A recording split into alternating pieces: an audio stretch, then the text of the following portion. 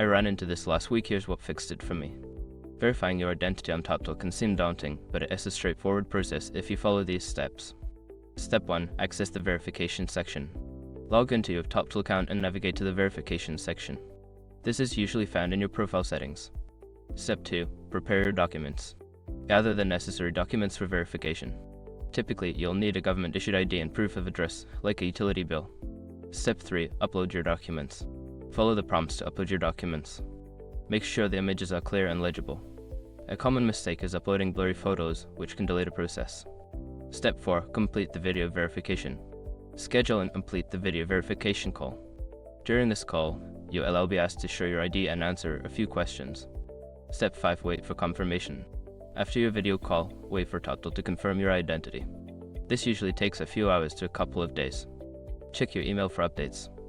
Once you follow these steps, you will be all set. If you run into any issues, don't hesitate to reach out to Toptal support for assistance. Good luck!